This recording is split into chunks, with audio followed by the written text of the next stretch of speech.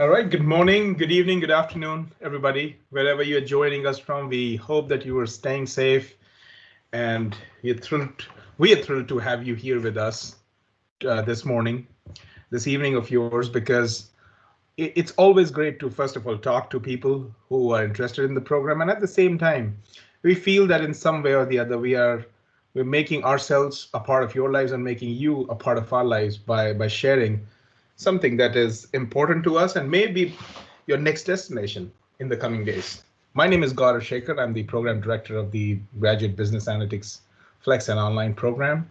And I'm joined with my colleague here, Sylvia Leventhal, who's the program manager. Now, you may have been in touch with us in the past, but this webinar is about a quick sneak peek into what exactly the business analytics is, why do we need it, what are some of the things that you should be aware about, and then most of the time we would open it to your questions. So in case you have a question, you don't have to really wait for me to end my presentation. It'll be a few minutes before we jump into questions and answers. But please feel free to put your questions into the chat. This session is being recorded, so in case there's something that you want to revisit and rewatch, you can always do that. You'll receive the link in a couple of days.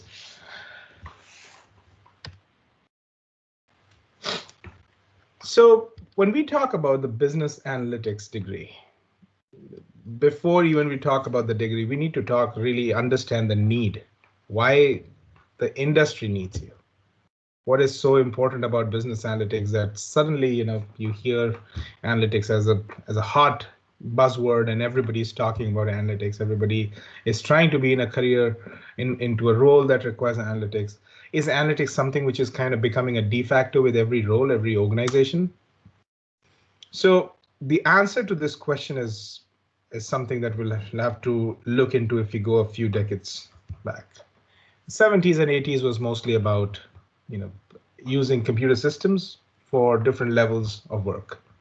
That was the decade, the era of explosion of IT and computer services, where people were using the power of computing for their businesses, for their business process. And now it's not that computing did not exist then, but it was the way even homes, the PC came in that decade, and how small, medium businesses were using computers. And essentially, why do we use IT systems in an organization?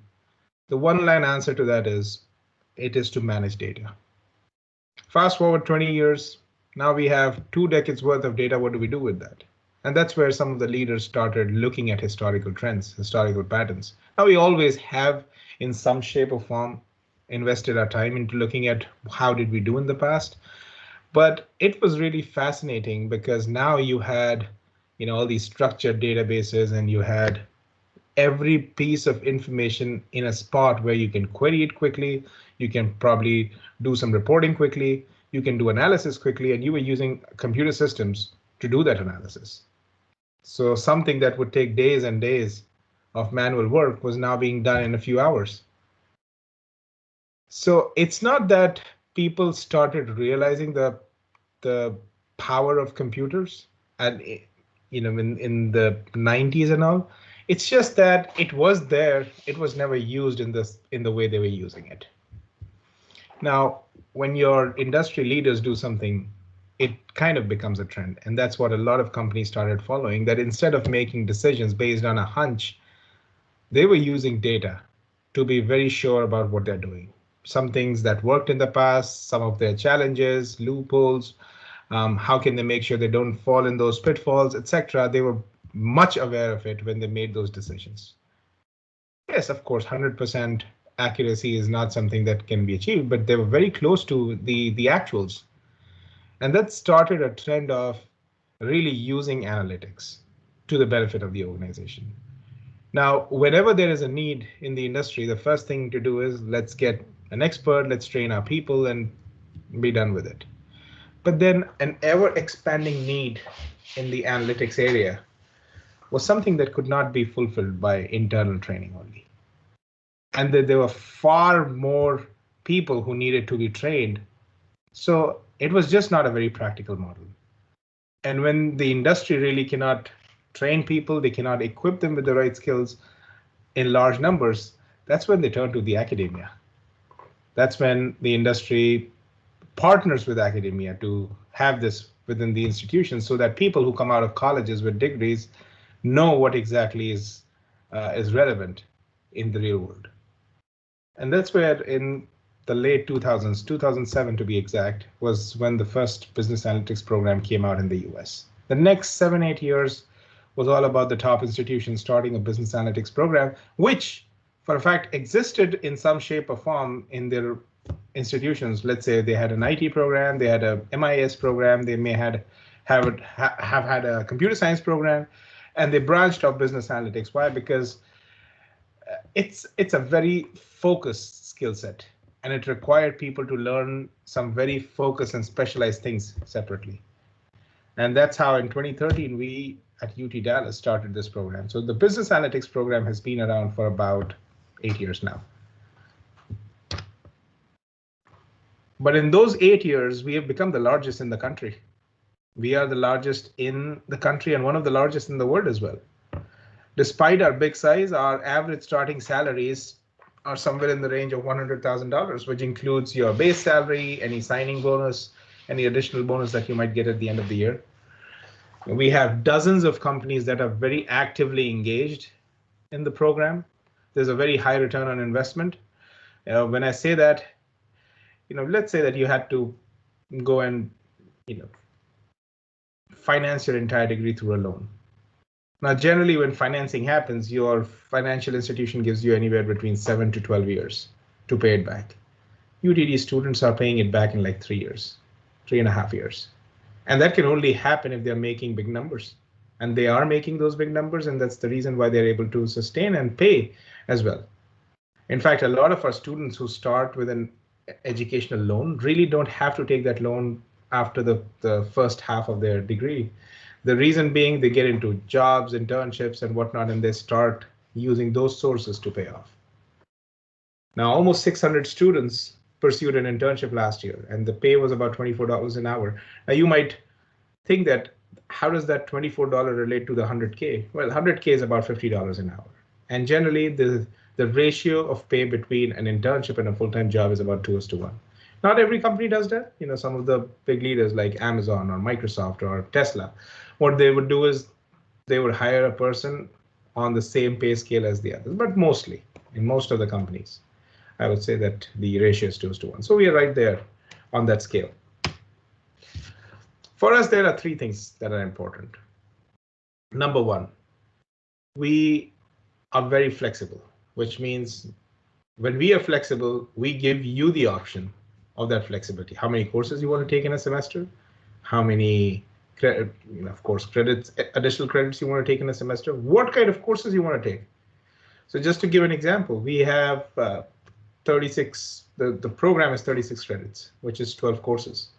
6 of them are core, the rest 6 are electives. The 6 electives that you have to take, you have 70 choices to take those courses, 6 courses from. We have a lot of flexibility out there. Whether you want to take a morning class or you want to take an evening class and an afternoon class, there are flexibility there as well. Do you want to take X number of credits or Y number of credits in another semester? That's up to you. Now, if you're an international student, you may have some foundations that you have to take certain number of credits. You have to be a full-time student. But again, you still have that some element of flexibility with that as well. Engagement is important because it's not just us, but thousands of students who have gone through this who have realized that the amount of work you have to do inside the classroom and what you do outside of the classroom is equally important. It's not just about getting good grades and be done with it, but then, we give you that opportunity to have first-hand interaction with senior executives from the industry. And that can only happen if you are spending your time engaging with them. Similarly, whatever we do, our focus is that what is it yielding for us? Is it beneficial for us? Is it beneficial for you? So we very closely examine what results we got to kind of work on how do we proceed with this course of action. And in case we don't get results, we investigate what it is. So again, our job is to not just do some busy work, but really do something which is impactful to you. As of today, we have 9 different tracks. The 10th track, called Enterprise Systems Analytics, is getting added for fall 21. So 10 tracks, 70 plus options out there, and it's a STEM designated program, which means that if you are an international student, you will have that extended OPT, which is the additional 2 years that you get on your student visa to work here in the US. It's a 36 credit hour program. There is a 37th credit for professional development that you have to take in the first semester, the 1 credit course. But if you have US work experience, and there are a list of different criteria, if you meet one of them, you can be exempted from that course. There are 3 formats that we have. So the Flex program is 10 tracks, the traditional program that we have here. Most of the classes now, when we go to fall, as of now, we are going back to campus. In the old setting, most of our classes are face-to-face, and maybe 10% of them were online. There are 10 tracks. They're all face-to-face / online. They're self-paced. It's a state-funded program, which means that the more credits you take, your per credit hour rate goes down.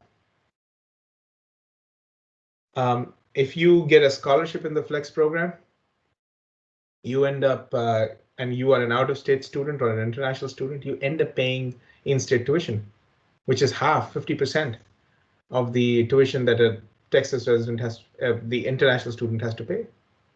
Which means that in an academic year in the Flex program, if you get a scholarship or a TA-ship, you are saving close to $16,000, $17,000 in tuition.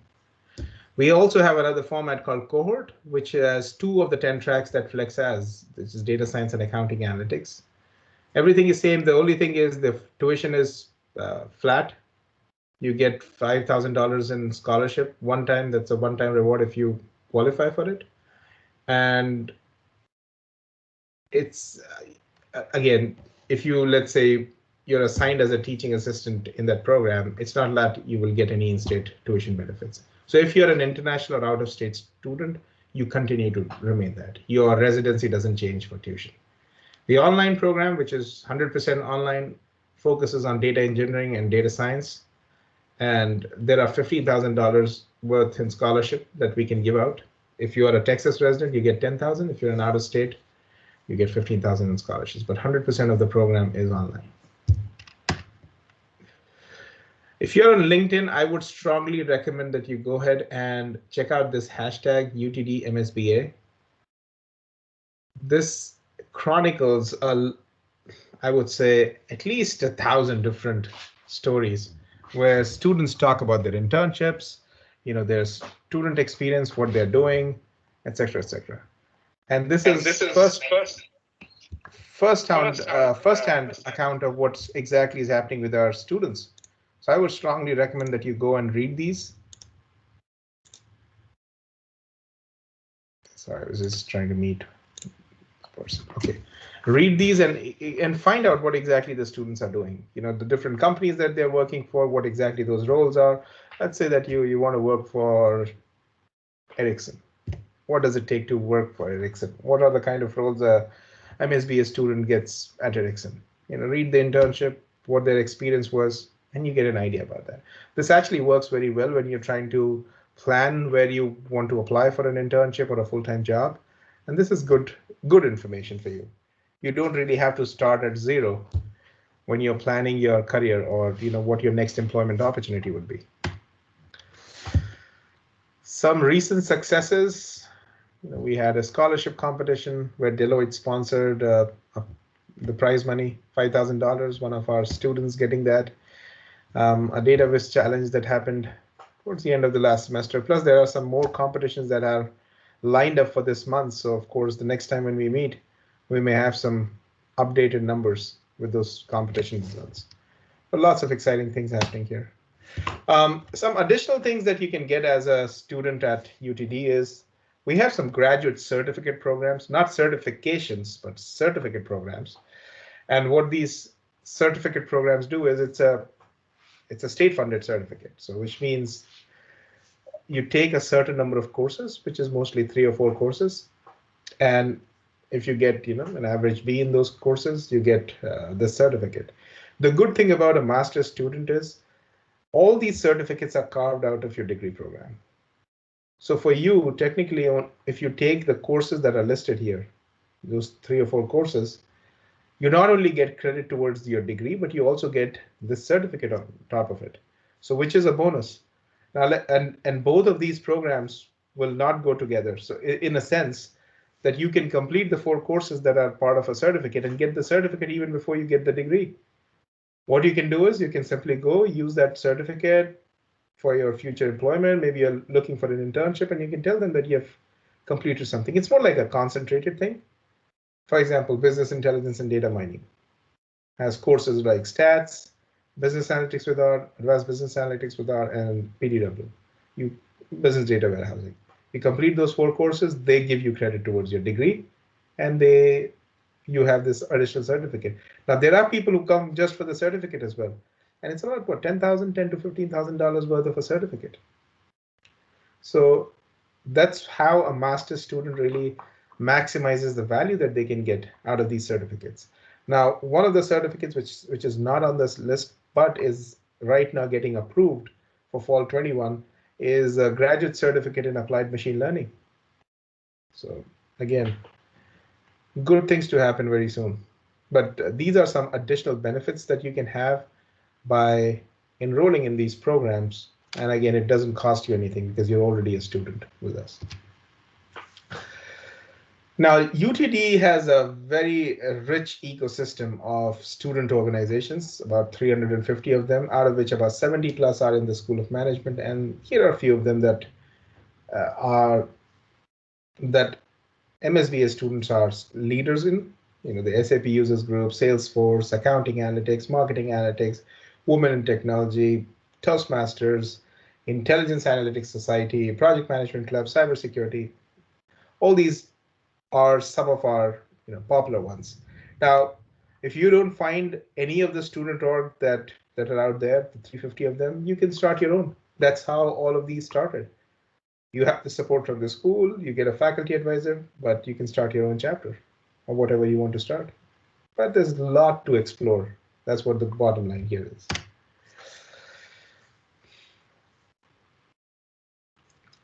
For for fall 21 and summer 21, we are giving away GMAT and GRE waivers. You still have to apply. We'll go through your undergraduate transcript, look at your subjects and all, and make a determination whether you should get that waiver or not. But once you apply, you just need to email our advising at the email listed, jsomgradvising@utdallas.edu, requesting them to consider you for a waiver. We would need your transcripts, and unofficial ones will do for this part where we are evaluating your credentials and your application. 1 resume, 1 letter of recommendation, and a personal objective statement or an essay. It's a 1-page long document, double-spaced, where you talk about what brought you to a point that you are considering a degree, an MSBA degree, and then how do you want to use it in the future. That's the basic guideline that I would like to share with you about what to write in that essay. Our contact details are right here. You can call us, you can email us, or even if you want to set up a one-on-one appointment, we can make that happen as well if you have specific questions. But we are open to questions at this point of time.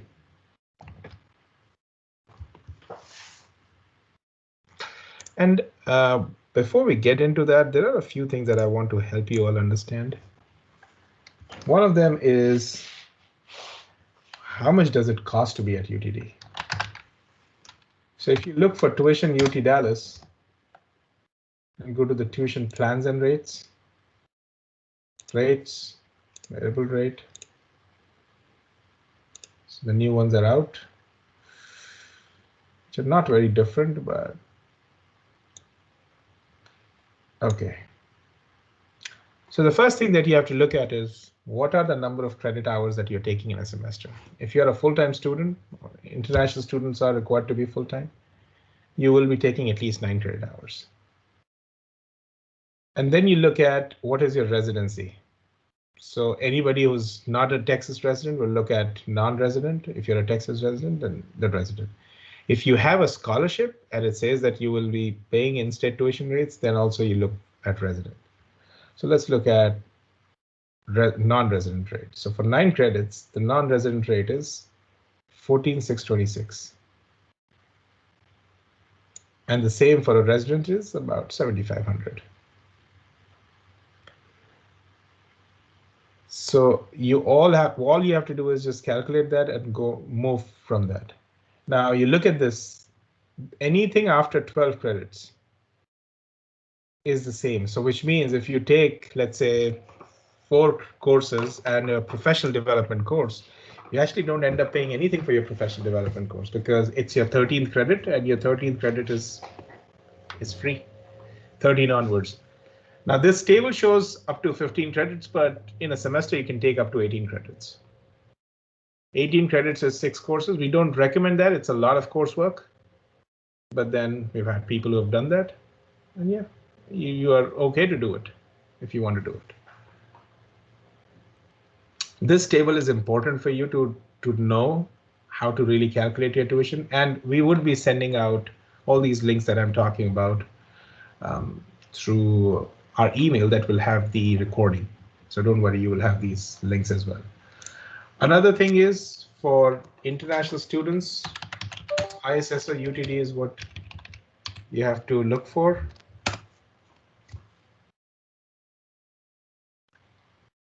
ISSO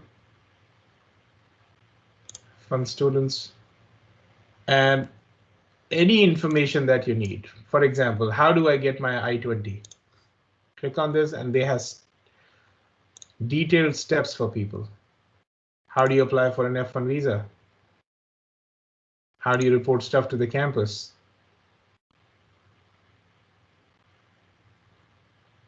Is all out here. Again, this link would be included in, is there a checklist? So this is a good checklist that I think every international student should use. What exactly is required for you? Now, every student, irrespective of their residency, you will have an advising hold once you apply and you are admitted. Advising hold is nothing but the advising office will get together with you and they will show you exactly how you can go and navigate on the portal to get into your classes. But once you are in that session or you've had that one-on-one with the advisors, they will take your hold away. You can start registering for courses as soon as your holds are taken away. The second hold would be, and this is for international students, which is the TB test. You have to do the TB test here on the US soil. You cannot do it in your home country and then bring those results here. So that is another hold. The third one is, and this is for international students only, is the ISSO hold. So the international office does an orientation to take you through some of the things that are important. And once you attend that, that hold is removed. Advising will be sending you an email for something in May end or early June where you can go and attend the advising orientation. Again, for our domestic students, that is one hold that you need, unless there is something else that is put on your account. But once the holds are removed, you can start enrolling. All right, so let's look at some of the questions that are here.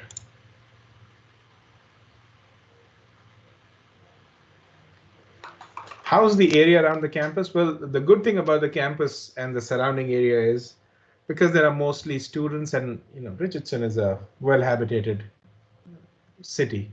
Again, we say UT Dallas, but then it's the city of Richardson where we are, which is in the Dallas-Fort Worth Metroplex. The area is good. It has some great amenities for people and all the residents who are living there.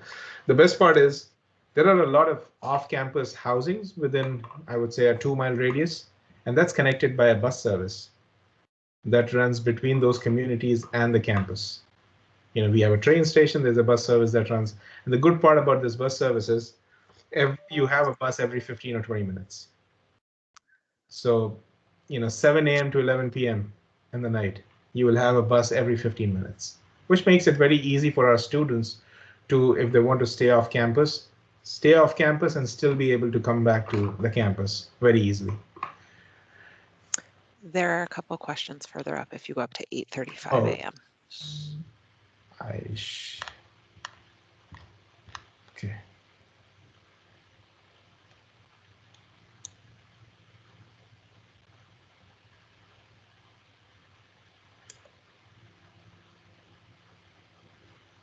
Ayusha, major difference between flex and cohort option. Well, the major difference is, the flex program has 10 different tracks. Cohort has 2 of them. If you are looking for in-state tuition opportunities, they're only available in flex. If you become a TA and you get that in-state thing, it's only in flex.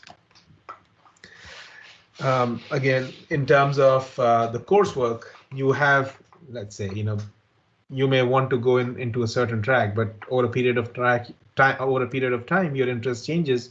You will have much more options in flex. So technically, if you're looking from a curriculum standpoint, definitely there are more options in flex program. And again, even with you could see that how the tuition works. People, let's say that if somebody stacks up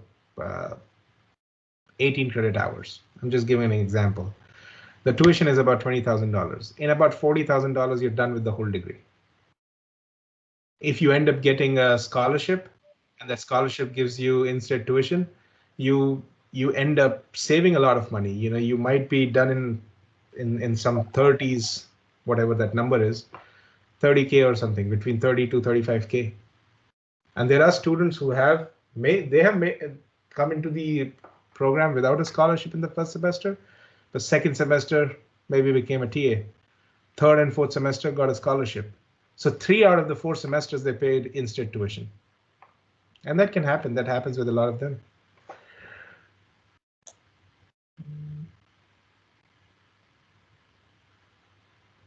Priyanka, what's the ROI and post-graduation opportunities? Well, for that, what I would recommend is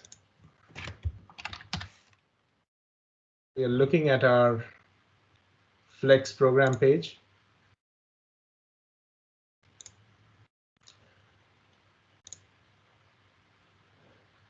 And I would recommend that you guys go to career outcomes for full-time and internship for internship numbers. Let's say career outcomes.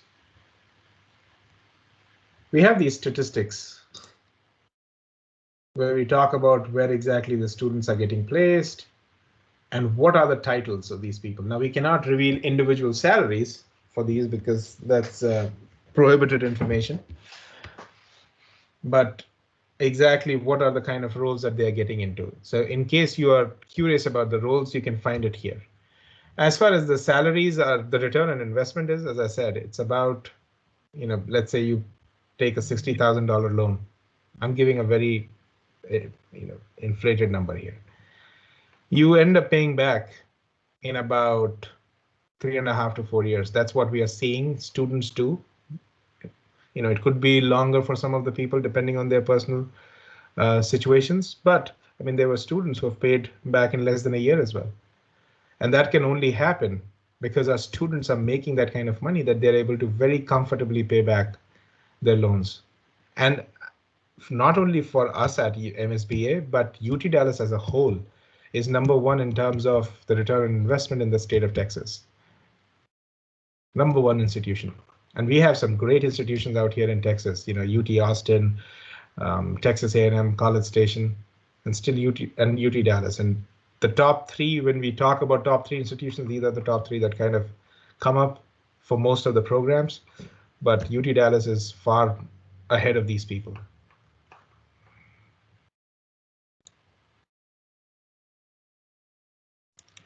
Is H4 dependents whose visa is an extension can apply to this program? Is this a STEM program? Yes, Mansa. H4 visa holders can apply to this program. Absolutely, this is a STEM program. Can I defer to 2022 spring if I can't get the visa in 21? Yes, you can, Eiling, you can do that. There is a deferral form. Again, how do you get there? Defer admission UTD. The first link that comes up, simply fill this out and you can defer it. It will take about anywhere between 2 days to a week for them to reprocess it and send you the deferral.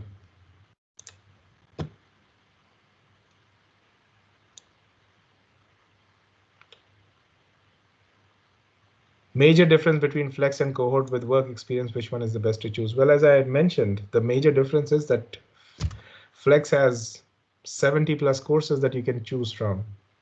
That number of offering is significantly less for Cohort program.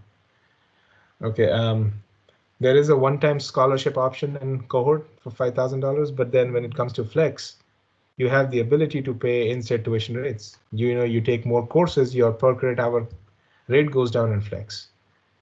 If you become a TA in Flex, then you get in-state tuition. If you're hired as a student worker / TA in Cohort, there's no in-state tuition that you can get there.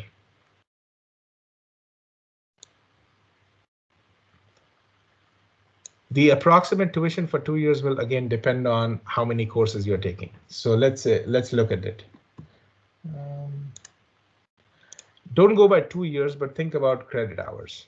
So if I'm looking at, say, 9 credit hours, and let's look at the out-of-state rate.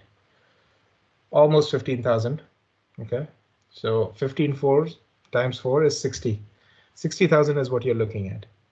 However, if you end up getting, let's say, the resident tuition rates for 3 of the 4 semesters, then you're just looking at about $38,000. If you get this in-state tuition, let's say the first year you get no scholarship, second year you get it, you're still looking at $45,000 in terms of tuition. Now let's say you don't get any scholarship and you're taking 18 credits, you're done in about $40,000. So it all depends on how many credits you're taking. And for people who are trying to see how much does it cost, a few weeks ago I did a webinar on financial planning. So if you go to our website, I guess the YouTube is right here somewhere.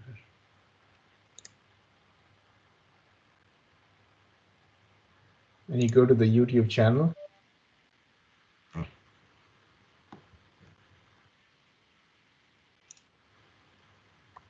Under videos, we have a financial planning webinar for graduate students. You may want to check this out. And we talked about different scenarios where you get scholarships, you don't get scholarships, your internships are there, you're working as an on-campus student. What is the best case scenario? What the worst case scenarios? Everything to talk about how do you fund your degree.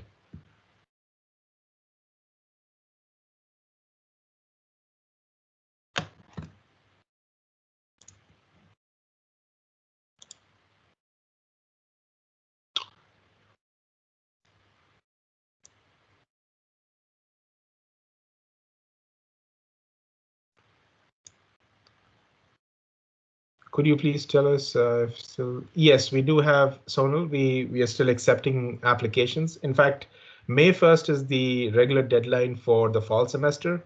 But even if you are delayed, we still accept applications. There'll be a $75 fee, but we are still open. Ayusha, are both Flex and Cohort options good for people who are new to this field? See, again, you have to think about Flex and Cohort in this way. There are 10 tracks. Let me be clear on this. You have 10 tracks and Flex.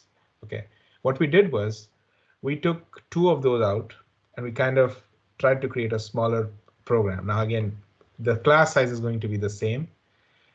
In a certain course, if there are 60 seats, you might have all 60 seats taken in a certain course. So there's not much difference from a strength perspective, but then you have 10 different tracks in Flex, which means let me show you what those tracks are.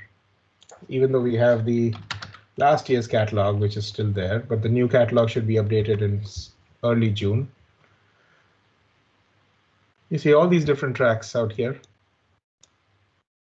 You see accounting analytics, there are like 7-8 courses there. Cybersecurity, same 7-8 courses. Data engineering, data science, operations, financials, healthcare, marketing, social media. There's another one coming up, enterprise system, with 5 courses there. These all courses are available in the Flex program. When I look at Cohort, I have this track here. Okay. And I have this track here. That's the difference. That's the only difference. It's not that it is taken away from Flex, it is there. Flex is the main mother program that has been the option. And from there, we kind of stemmed out these 2 programs, which is Cohort and online.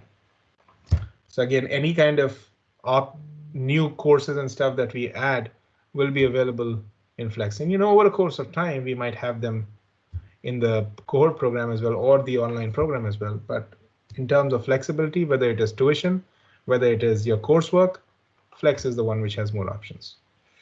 What is the average strength for business analytics? Well, business analytics, the Flex program has about 300 to 400 students in the fall semester and about 100 to 150 in spring.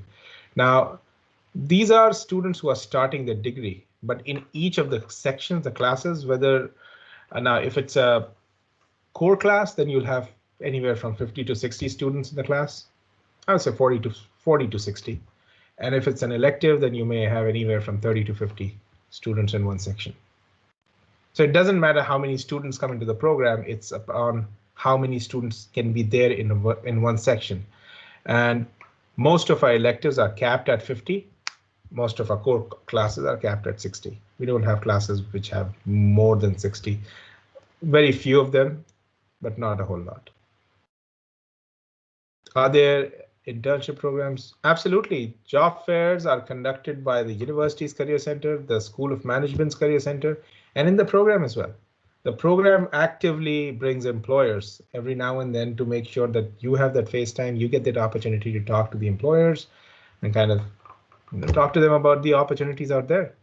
Plus, we have a lot of classes with experiential learning where you get to work with the industry professionals. And by the end of the semester, based on your performance, you get hired. For example, I teach a class called digital consulting. We talk about how to be a technology consultant and what are the different frameworks you can use. But one of the components is that you work in a group on an actual project which is sponsored by a company. You get to directly work with them. In an academic setting, but you're working on real problems. It's not some dummy problem that you work on. That's something which is current to them. That's their immediate need.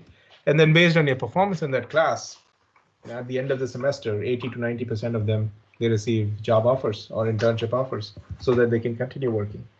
There are classes where we engage with the industry to kind of provide us access to some of the cutting edge tools. And then what happens is that they also bring in employers who are looking for students. So just by being in a class sometimes is enough for you to get that hook into the industry, to get a job.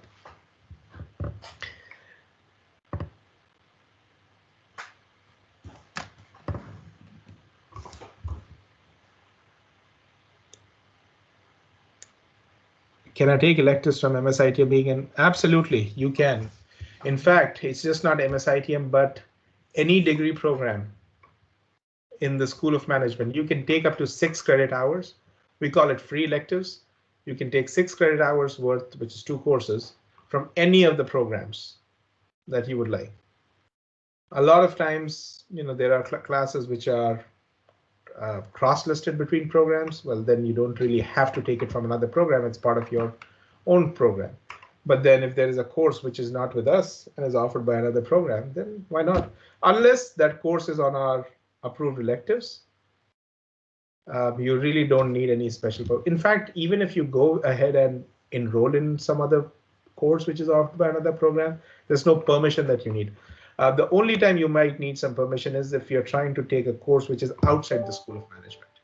At that point of time, you'll have to see whether let's say that you want to take something from the computer science school, whether they are okay with it, whether we are okay with it, and if it aligns with the program. So that can be done, absolutely. Just Ayush, just to be clear, only students who get TAs get scholarships, or everyone is eligible for some? Well, scholarships and TAships are different things, but both TAs and TAs and scholarship recipients, both of them get in-state tuition benefit. The letter that you get will clearly mention whether you're eligible for it. If you get a Dean's Excellence Scholarship, for example, yes, you're getting in-state tuition. We try to not double dip, which means we try to make sure that the same person is not offered a scholarship and a TAship, because then that just takes away the benefit that another student could have got.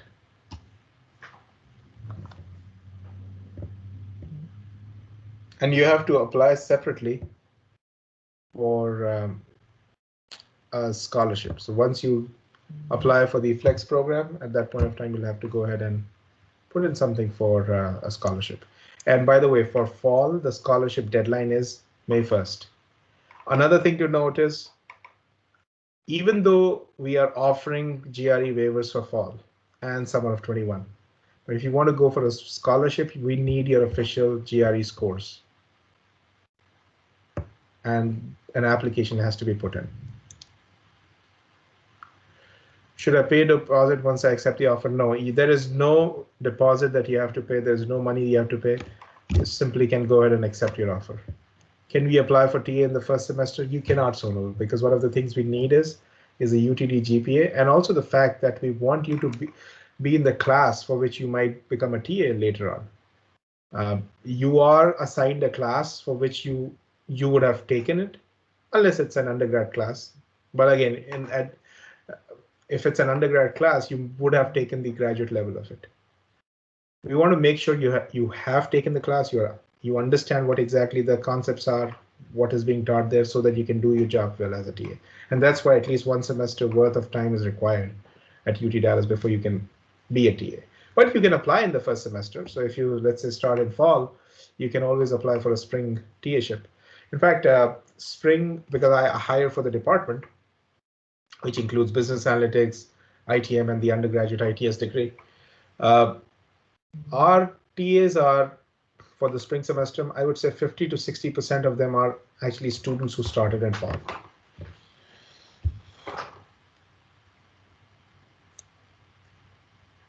Is it possible to shift from Cohort to Flex as I receive? Yeah, you can do that. You just have to apply to the Flex program. Once you get the admit, that's it. That's what you need to do.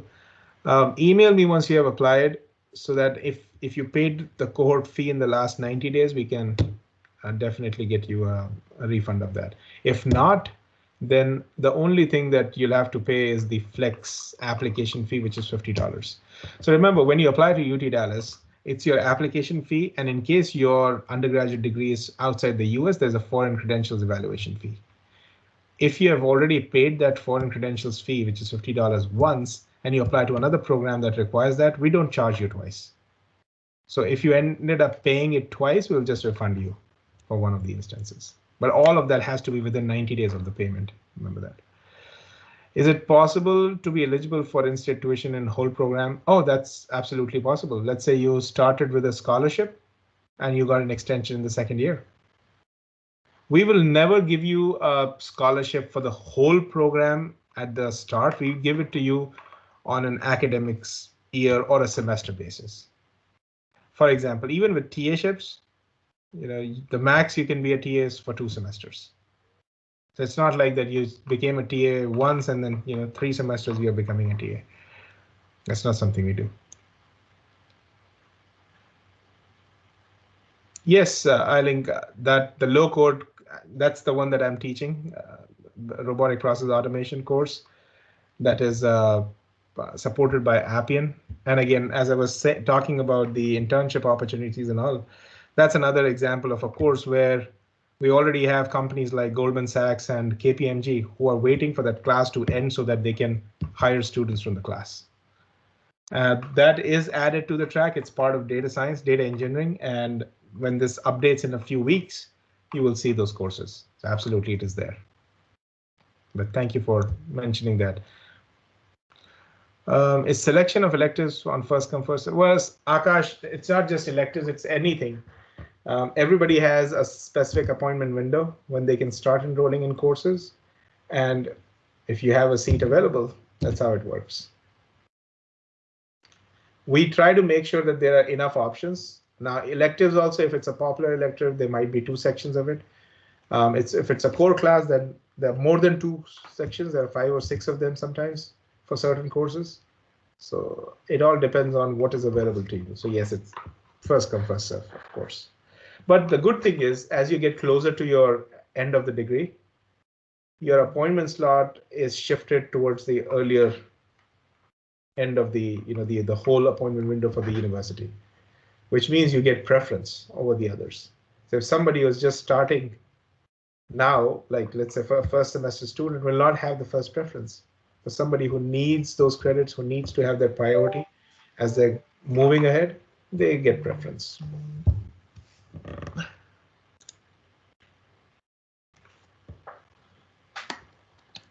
When do we need to complete the 1 credit hour professional development? Does it marks also count? Okay, so the 36 credits that we have in the program doesn't include professional development. It's technically the 37th credit. Again, as I said, there is a way that you can get it waived off. In fact, on the Jindal website, if you go to advising, you go to forms, and you go to the MAS 6102 waiver request, it talks about the different criteria. For example, I'm a US experienced professional, must have been performed in the US for 2+ years. If you have that, then yes. I completed a US professional internship for academic credit in another institution. That will help you. I'm a UTD alum that completed a UTD business communication or professional development course. So you might be doing a second degree that will get you this. Or if you're part of the MBA program, well, they have other courses to meet this requirement. So if you fall in any of these buckets, you just have to fill this form out. Within a week or so, you will hear back from our advisors, our career management center, and they will give you a waiver if you qualify. But this has to be done in the first semester. Now, some of you might not have a quantitative background, and we might ask you to do a course, which is a foundational course in quantitative business. It's a 3 credit hour course. It's technically called a program prereq, but it's not something that you have to do before the start of the program. You do it in the first semester. Similarly, the professional development course in the first semester has to be completed. But going back to the question, this is not part of the 36 credits. It's the 37 credit technically. Does internship also carry 3 credits? If yes, do we need to pay only for 33? Well, if you're doing an internship, you still pay for the credits. It's not that it's credit free. The only thing is the first internship that you do could be done for a 0 credit. And that's the only time you don't pay for internship. See, again, those credits, your internship has to be connected back to an academic class for you to get credit for it. And that's where you use anywhere from 0 to 3 credits. You can do a 0 credit internship and not do any other internship, and we are good with that. Or up to 3 credits, which you may use in 1 semester, just use all the 3 credits, or you have 3 semesters of 1 credit each. It's up to you how you want to do that. But for each credit that you're getting in the internship, you have to at least work for 80 hours. That's what we look for. Now, you may work for 400 hours and still take 1 credit. That's fine. But the minute you hit 80, you have met the requirement for that semester if you're taking 1 credit. Let's say you started the semester and you said, hey, I want to go for 2 credits. Then you have to now work for at least 160 hours to meet that requirement. For what GRE scores is a person shortlisted for Dean's Excellence? Now, Ekta, that's a very, how would I say, it's a moving scale. It's not something that remains fixed. It depends on the pool. And I would say that our average GRE is about 310. So somewhere in that range is where we see scholarship recipients as well, the average score. But again, it all depends on the pool of people that are applying.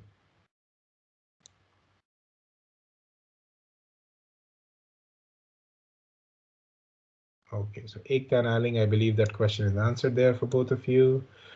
Okay, if I have, can I apply for TA position? Well, you can apply for it. And again, as I said, our objective is not to double dip. We don't want to give the scholarship and a TA-ship to the same person.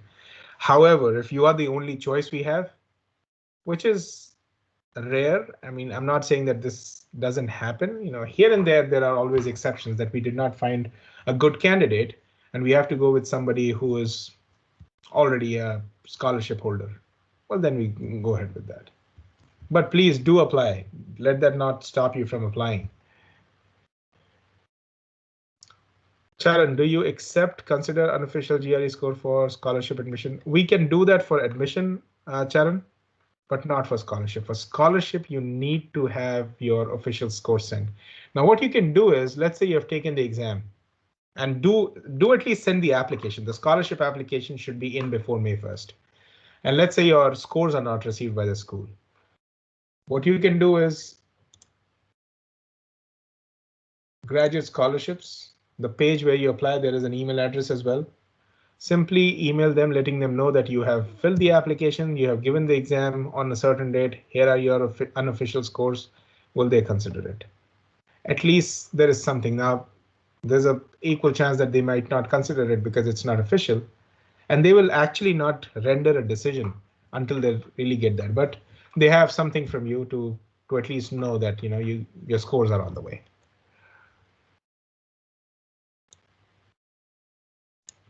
Mridul, as you said, TNRA is not given to cohort students and they're not applicable. Yeah, so again, we do hire some of our cohort students, and the positions that they're given are mostly student worker positions. See, the TA-ship that we generally talk about is the one that comes with a salary plus your ability to pay in-state tuition rates. So that in-state tuition part is not there in the cohort program. Just because the way it is set up, we really cannot change your residency. So if you're an international student, doesn't matter what scholarship and what you get, you will not move from the out-of-state to in-state tuition.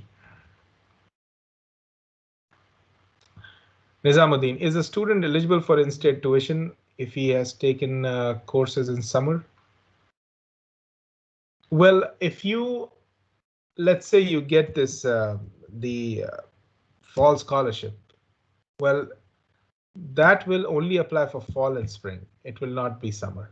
The only way you can go from outer state to in-state in summer is if you are hired as a TA. But if your residency is already, Texas resident, then of course, whichever semester you go for, it will be in-state only.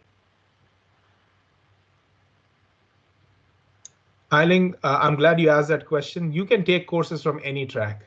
Any of the tracks at any point of time, you can get those courses. Where did it go?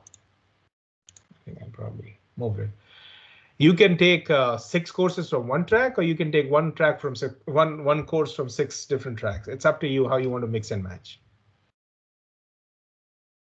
By when can we expect class registration to start? So Rajnandani, as soon as you're done with your holds, so your advising hold will get removed somewhere early in June.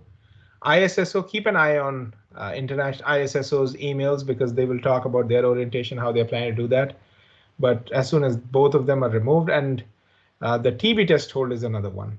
Now, in the past, when last year we were doing virtual F1 students, who were there in their home countries and they were still attending classes. For them, we had, for a temporary period, removed the hold so that they could register, and we put it back again. So all that changes as to how things change. Right now, we are going on campus. So for you, if you're coming to the US, you'll have to get all these 3 holds removed before you can get into classes. Keep an eye on emails that are coming out from the school, because some of these important announcements like, an orientation is happening on a certain date, please register, or this is how you can get hold of your holds removed. I don't know, I can say that this morning, but get your holds removed. All those information will be in these emails, and with the instructions as to how you can proceed. We are hoping that there would be some very definite announcements sent to all of you very soon about enrollment for fall, even though you're not here. Before COVID, whenever we had a semester here, we would always have students come here and, mid-July, this is for fall, mid-July to mid-August is when they would enroll for classes, because that's how they would get done with their orientations and their TB tests, etc. But last year we could move it to as early as June.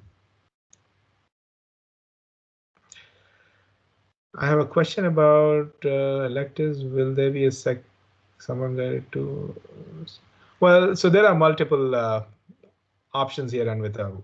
One is me and Sivya, who can help you with, what kind of courses you can get into. We also have something called advising pods, where there are senior students in the program that can give you like a peer perspective of what these courses are like. If you have questions, which are the best ones that you can go with in terms of, your career choices, etc.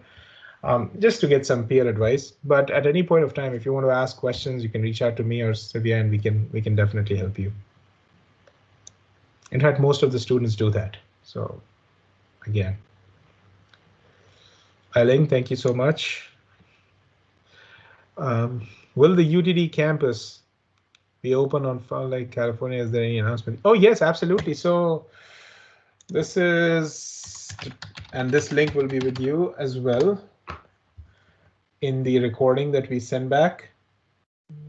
I'm just trying to look for COVID-19 information, updates. This was February 9th, I believe.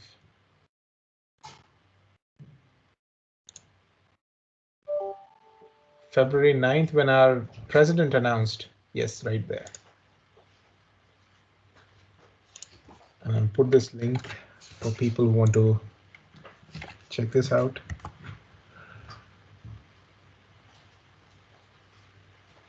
Okay.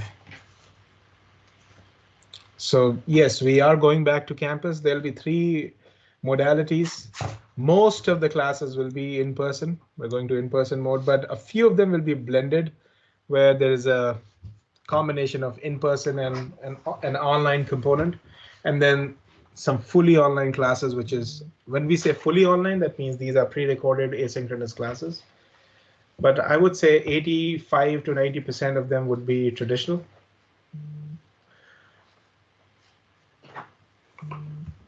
Did I miss out any question here?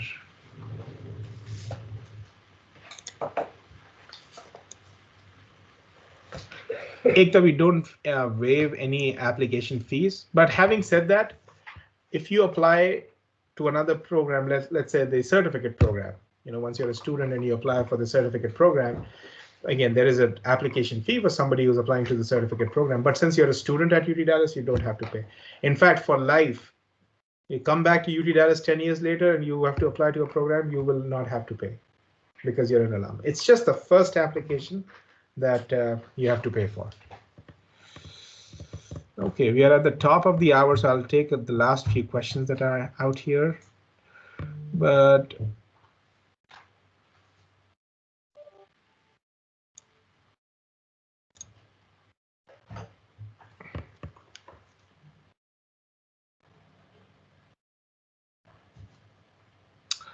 Ayusha, not really. And a quantitative degree will help you in the program, but it's not a mandatory need. I mean, there are people who come from all sorts of backgrounds into the business analytics program. And honestly, business analytics can fuse in very well with any domain or any prior experience that you would have, because every industry, every domain has the need for analytics. There is data that is getting generated and they need people to look into it. So even if you don't come with a quantitative background, the only disadvantage would be, let's say you don't have any math course or any statistics course or calculus course that you would have taken in your undergrad degree. You will be asked to take one 3-credit-hour course at the very beginning, but that will be listed on your admit letter that you get. But apart from that, I think there are enough resources that are provided by the instructors. What we do is at the very start of the semester, we do some boot camps that are kind of Kickstarters for you to get initiated into the program. But what happens is you have your professors, you have your peers, you have the labs, you have your teaching assistants. There are lots of resources that you can use to kind of learn the things that you are supposed to learn. Yes, there would be a learning curve, let's be honest about that, but there are enough opportunities available for you to learn things. We have not had students who said that they didn't get enough resources. I mean, we also provide things like free access to DataCamp, Coursera for students, so that they can, if they want to learn things on top of what they're being taught, there are enough number of ways for them to learn things. And you'd be surprised, but some of our best students are the ones who have no prior background in analytics. The reason is because they feel that they have to put in more effort. They end up putting so much effort that they outshine anybody else who's in the program. Not saying that the ones who have prior experience are not good. It's just that, when you put, and this is true for anything, when you put more effort, you end up getting more or better results. Is it possible to join the classes in second session of the first semester? Is there any restrictions? Well, you can do that, Nizam, but I would strongly recommend that you reach out to ISSO for all that the technical help as to how they will make this work. Because every semester has a first 8 week or a second 8 week session. In summer, it's a first 5 week and second 5 week because it's a shorter semester. But definitely possible. Check with ISSO on that, exactly how they want to, because since this relates to things related to immigration, and things around immigration always change, we don't want to be the last person that you talk to about immigration.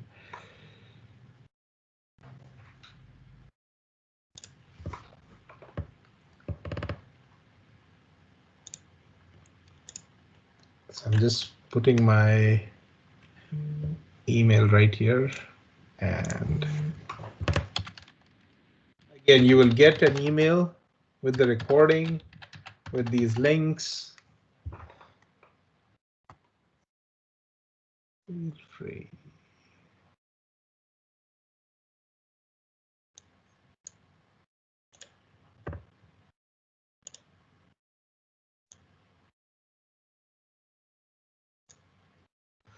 Well, thank you so much, everybody, for joining us this morning. It's a slightly windy day here in Dallas today, but then we look forward to seeing you all on campus.